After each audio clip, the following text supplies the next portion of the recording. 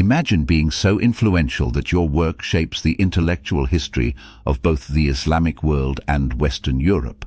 This is the story of Abu Mashar al-Balkhi. Born on August 10, 787 in Bab Khurasan, Abu Mashar would become the greatest astrologer of the Abbasid court in Baghdad. Despite not being a major innovator, his practical manuals for training astrologers left a profound impact on both Muslim and Western intellectual history. Abu Mashar's journey to Baghdad began in the early years of Caliph al-Mamun's reign, where he settled near Bab Khurasan, the northeast gate of the city. He was part of the third generation of the Pahlavi-oriented Khurasani intellectual elite, defending an eclectic approach that was both astonishing and inconsistent.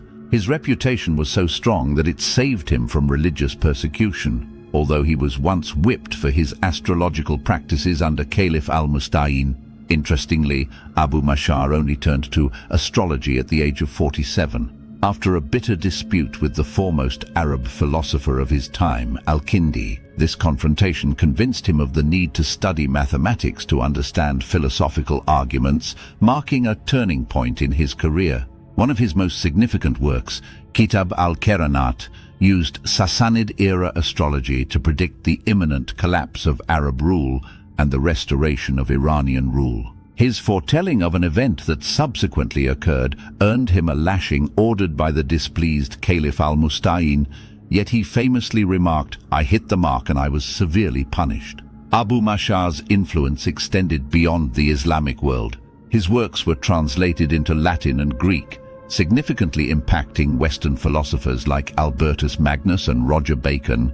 His Kitab al-Madkhal al-Kabir, an introduction to astrology, received many translations and was a cornerstone for medieval European scholars. Another notable work, Kitab al-Milal wal-Duwal, was commented on by major Western thinkers, further cementing his legacy. Abu Mashar's works on astronomy, although not extant, are still known through summaries found in the works of later astronomers.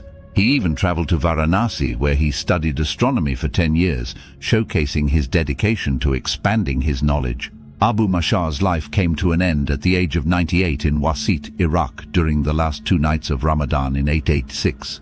His legacy lived on through his numerous works, including Kitab al-Dalalat ala al-Itisalat wa Kiranat al-Kawakib and Kitab al-Uluf. His Kitab Tahawil Sinai al-Mawalid was translated into Greek and Latin, becoming a widely circulated manual for astrologers. The Kitab Mawalid al-Rijal wal-Nisa was another significant work, with excerpts copied into the 14th century illustrated manuscript, the Kitab al-Bulkhan.